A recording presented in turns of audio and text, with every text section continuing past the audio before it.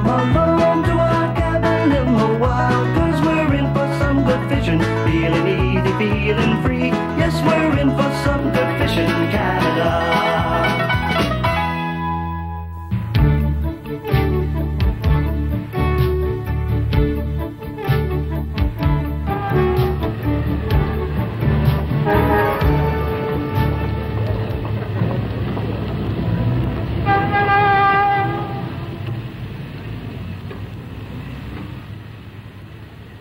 Escaping from the big city was once a costly endeavor for anglers. Some of us still travel thousands of miles to catch the big one. But more and more fishermen are discovering their local resources every year. Thanks to ministry research, cleanup, and restocking programs, trophy salmon, trout, bass, and even northern pike can be caught within the limits of metropolitan Toronto. Local streams, ponds, and marshlands, once void of game fish, are now revitalized. Thousands of adult Pacific salmon ascend this river each fall, and this will be the final phase of their life cycle, spawning, a new generation only to perish soon afterwards. Fishing with us today, our pro staff member, Randy Jennings, and Angelo Viola, host of the Fishin' Canada show.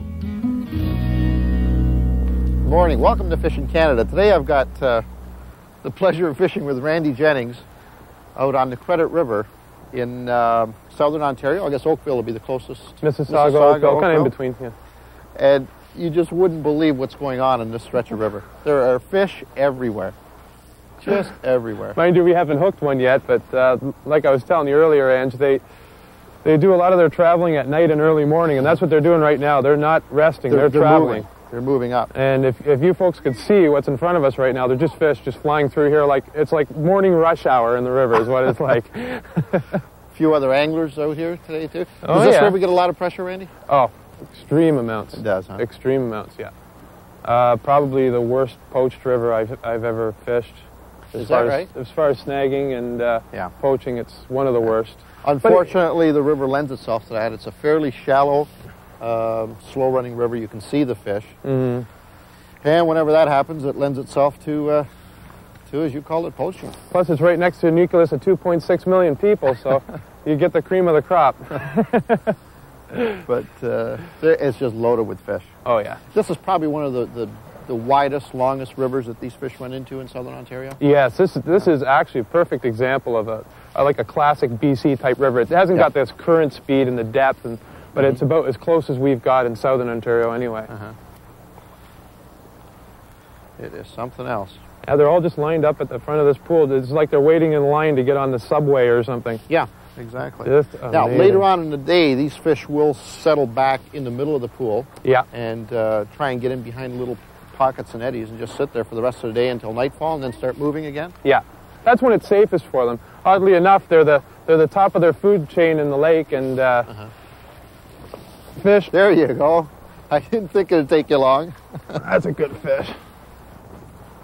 Yeah. Geez, that float wasn't in the water too long. Look That's a big male. Just shaking. Just a shaking. Just a shaking. It's really surprising the amount of fish and how hard you have to work for them to get them to hit, you know.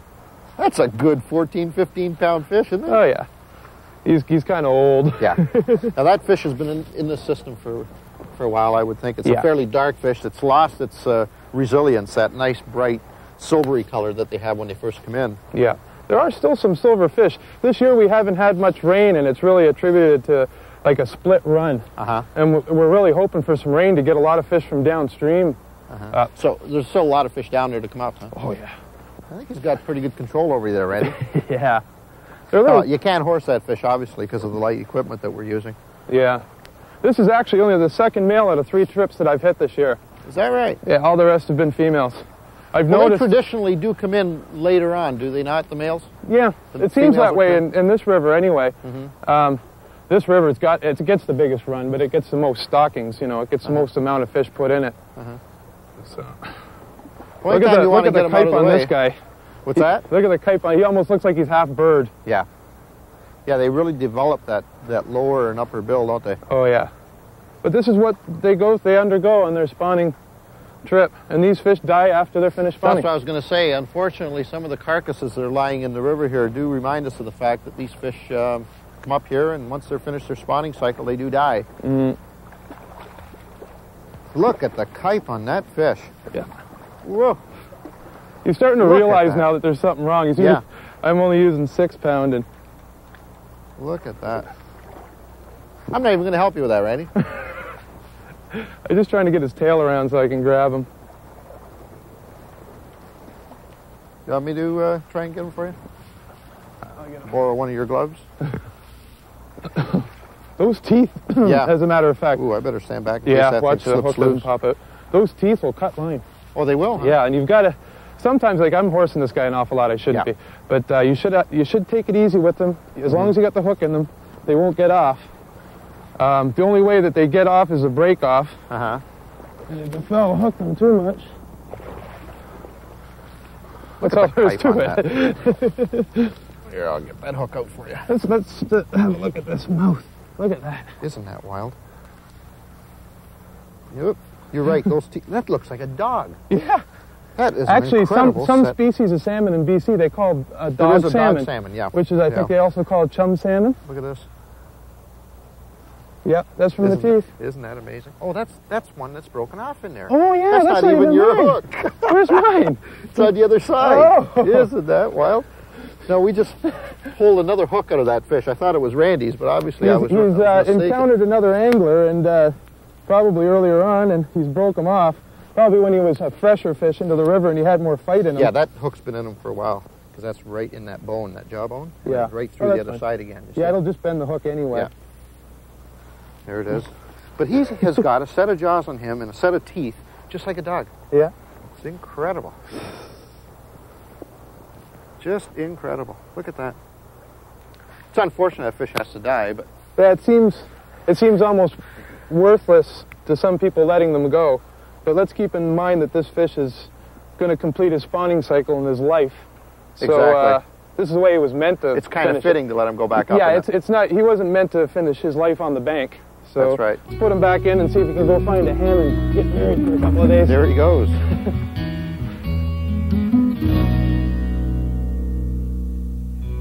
Drift fishing spawn sacks is a proven tactic here for both salmon and trout. A pencil float rig provides you with the finest presentation and the least amount of hang-ups. Tricking one of these monsters into striking and landing them on light tackle is truly a rewarding experience. Angelo and I noticed a number of people snagging that day. There are no rewards involved in poaching, only a lack of understanding of true sport fishing.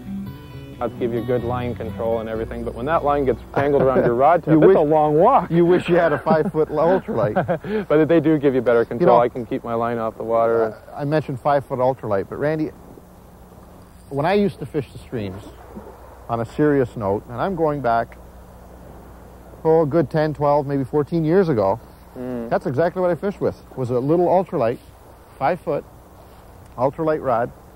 And of course, we weren't fishing for gigantic salmon or steelhead or 12-pound or 14-pound browns. You're stream fish. We're stream fishing for native trout, like the brooks and the browns in it.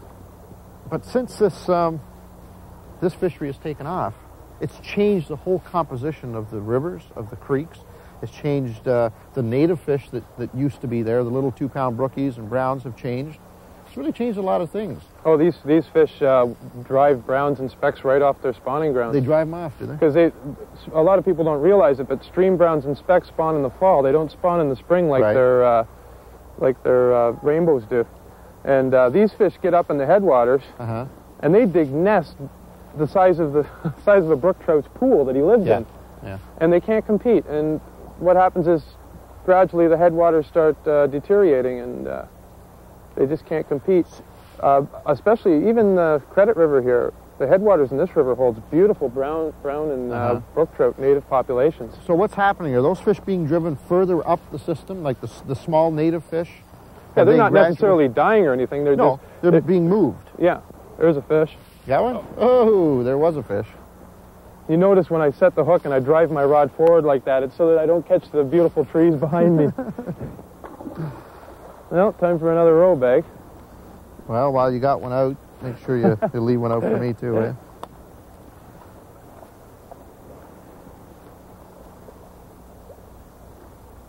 Now, that's an interesting thing too. That, you know, you mentioned row bag, and maybe we should just mention what we are using today. But back when I used to fish the streams, of course, the old garden hackle was the way to catch fish. And you would never dream of using roe, which is spawned from the fish, obviously. Well, these fish are prone to worms, believe it or not. Oh, I believe it, because I used to catch them. At the beginning of this whole salmon and steelhead run into our rivers, I mean, I spent a couple of years right at the initial runs when they were first being introduced, and I used to catch my fair share. There's one. I think he was waiting with his mouth open right down there. I didn't even set the hook on him. I was trying to hand you your row bag, and the float went down. Don't get too excited now, Randy. Hold on to that row bag for me, will you, while I tie on this hook. Thanks. Is that a little better fish? You know, it's just shocking is what it is. I wasn't paying any attention, and like I say, you know, and they just come, they turn on so fast in the morning. Now this guy's going to go. That one's going to take you for a little walk, Oh, Jesus, look at the colors on this fish, Ange. I can't get over the number of fish out here. It's just incredible. The Credit River is located just west of Toronto in Mississauga, Ontario. Early runs of salmon begin in September, and existing runs have been reported as late as March. During these migrations, stream angling is allowed from Dundas Street north to Burnhamthorpe Road. Areas south of Dundas and north of Burnhamthorpe are designated sanctuaries where fishing is not allowed.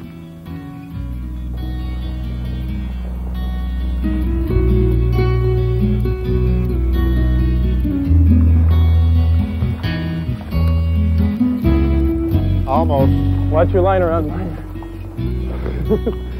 Now that's a nice fresh fish. He fought pretty good. Now he's got that big kype on him too, with those big teeth. He just drove that row bag right up the line. A little farther. You'll have to grip really hard without a glove on him. Yeah. Jesus, all I can do is just to hold them there. Just to hold them there. Aren't they powerful fish? Imagine if largemouth grew this big, Ange. Ow! You'd be in heaven. You'd be in heaven. Well, they do grow this big, but not a lot of them. Not where we come from, they don't. I don't know where you've been fishing for them. No, I'm afraid to say I'm just a budding largemouth fisherman. That is a nice salmon. Now, what would that go? I'd say he's around 20. Just got to be around 20. Yeah, like this. You know, we take this for granted, but this is fantastic. This is unbelievable fishing. You know, we're talking 20-pound fish on 6-pound test line in a fairly fast-moving current. I want to tell you. He's 20 anyway. Oh, yeah.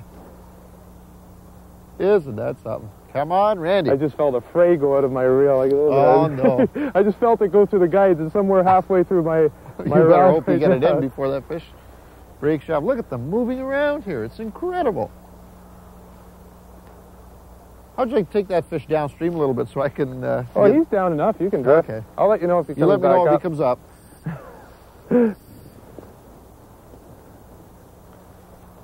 See if we can get a double header, Randy. How do we handle a double header in this situation? It's difficult. It usually results in nothing at all. Nothing? Yeah. Oh, yeah, he's a good-sized fish. Yeah. Well, it looks like Angelo's statement invited itself to the salmon. Two fish of this size and character fighting in the same river could prove challenging, if not impossible. Good luck, fellas. You'll sure need it.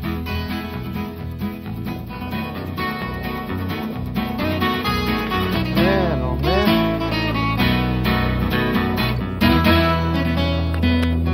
I gotta get some of this line back here.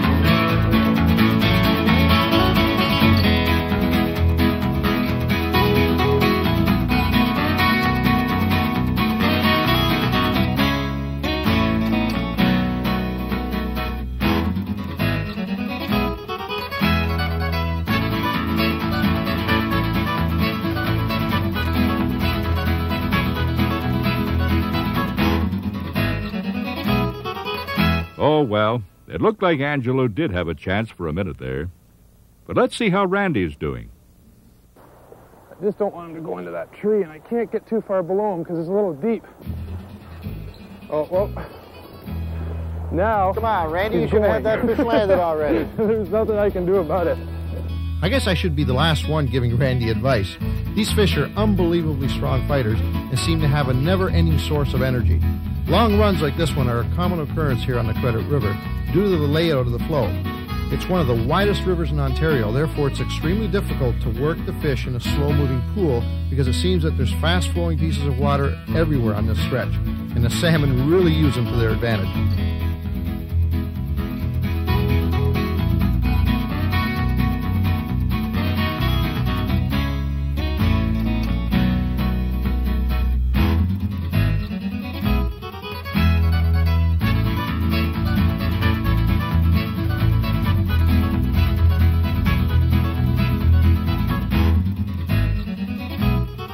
Like Randy said, a double-header usually ends with no fish. Better luck next time, fellas. You know what I did, Ange? I took probably 20 or 30 yards off the line. I might have to. And I might have to. That fish, like there was no control on that fish whatsoever. talking about control. Yeah, I guess you experienced a bit of that. I was 100 yards down, and I got him right up close to shore, and I just felt this little... I thought you had him when you were in the middle there. Yeah, he broke off just... Well, the fish that I lost, he got off right up there. I mean, he had a good 100 yards. And then I saw you walking back, and I thought, He had a good 100 yards on me. Mine literally busted me right off.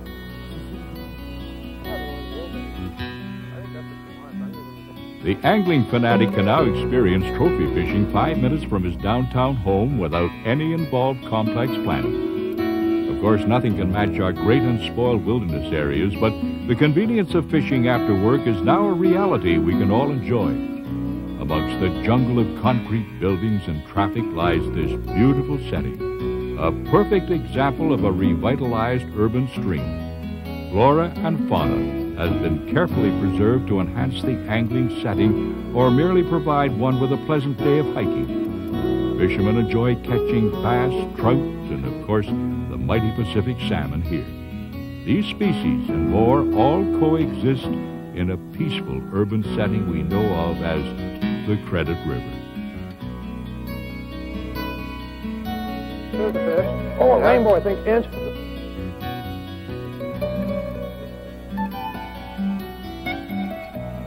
Oh, look at this. Bye, Randy. I don't want to run down river anymore. Bye, Randy. I'm running out of line. Edge, I'm almost out of line. You better start running.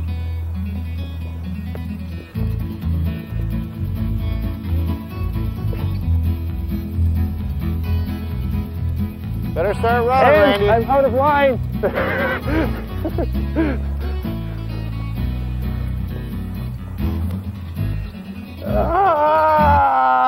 Angelo and Randy caught and released 23 salmon today. The average fight lasted 20 minutes. And this final fish emptied Randy's spool and in return gave him a good excuse to call it a day. You know, the thing that really is amazing about this system is that it is so close to, like you said earlier on today, 2.6 million people in the area. Yeah. And yet, when we go out on these trips out to the West Coast, the East Coast, and everywhere else fishing doing programs for the show, you don't get as good a fishing as this. No, the local fishing's really picked up a lot since what it was in the early 70s to what it was in the late 70s and now the 80s. It's really picked up a lot with stocking programs and this sort of thing. It's one heck of a way to get out and have a real good time. This particular creek, the Credit River, it's not a creek, I guess we should explain that. Yeah. It is probably the biggest system in southern Ontario as far as a river or creek goes. Yeah, you've got your Credit River, is one of the largest flows. One of the largest flows. And I understand there's some nice pools way up the river too that we didn't get to today. Beautiful pools, yeah, beautiful. But you can fish this place for a week and it's only a stretch from Dundas to Burnhamthorpe Street, which is open. And there's just endless places to fish. Parking down here, you've got all the facilities you need. Oh yeah. And the amazing part about this type of fishing is that it's accessible to everybody and it's really easy to do. There's a couple of things that you do need. Some spawn sacks until you catch your first fish with eggs in her.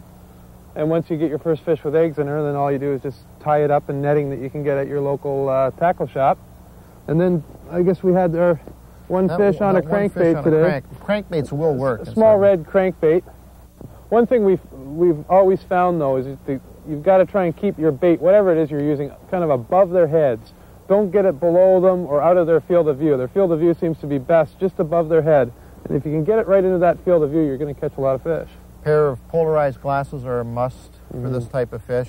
It's important, like any other type of fishing, that you locate the fish first. I mean, you might be fishing one of these holes or these troughs that hold no fish at all, and you can drift it all day long and not get anything. So you want to wear a pair of polarized sunglasses, make sure the fish are in that particular run that you're fishing. So listen, go out and get yourself a noodle rod, a nice limp 8 or 10-foot rod, some light line, and the floats, like Randy mentioned, some spawn. Pair of chest waders. Waders are quite important. Yeah, quite important. You've got to be mobile, and even when the fish runs on you, you've got to be able to get away. I noticed a few guys today were fishing from shore, but it's important that you do bring out a pair of waders. Not necessarily chest waders. Just a pair of hips would do fine during this. Yeah, they're quite fine.